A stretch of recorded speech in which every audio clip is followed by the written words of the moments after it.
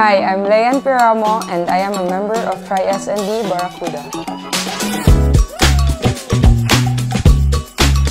Swimmer ako since 9 years old hanggang college, and then after nag-coaching ako ng swimming and then meron akong student na triathlete, he invited me sa race niya, NAGT ng Cagayan de Oro. My first triathlon was here in Lanao del Norte, La Norte Man Leg 2. It was November, I think 22 or 29, 2015. So, yung first race ko, representing Tri-SND Barracuda, was Bohol, 5150 year 2022.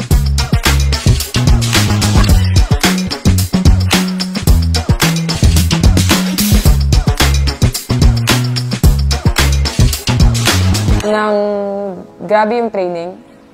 Nag-camp kami dito sa Lanao del Norte under Coach Annie. We would go to Nuvali also to be with Coach Annie, to train with her in Vermosa. Super full-time athlete.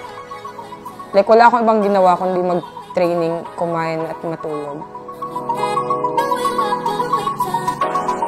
I do proper nutrition kasabay nung training ko. That's my new approach. Kasi baliwala lahat ng training mo kung hindi maayos yung nutrition mo.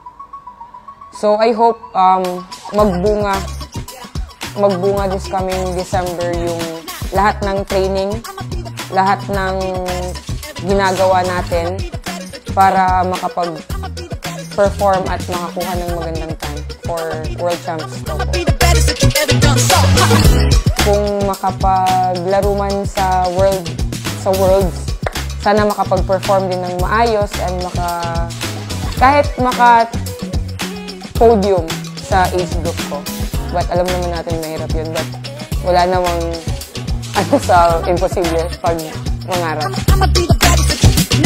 Personally, I wanna be first in like all the 70.3 races here in the Philippines. I wanna be the overall Filipina.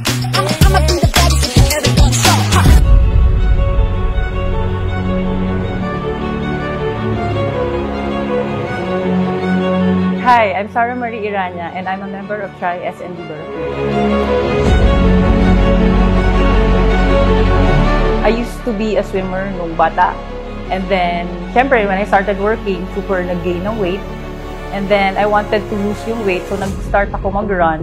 Tapos while running, I met a few parang triathletes, and then they invited me to do triathlon.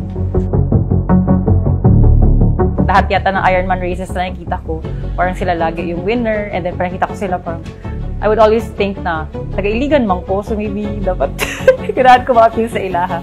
So it was such a blessing na I was parang given the chance to be part of this team.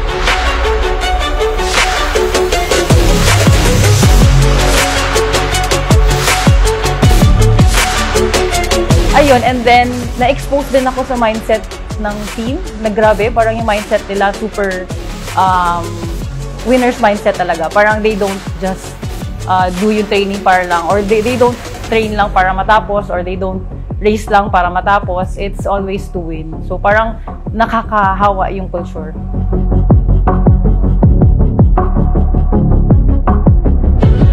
And yung team kasi, they're not teammates lang eh. Parang this is the first time na I felt na to be in a team na parang family talaga siya.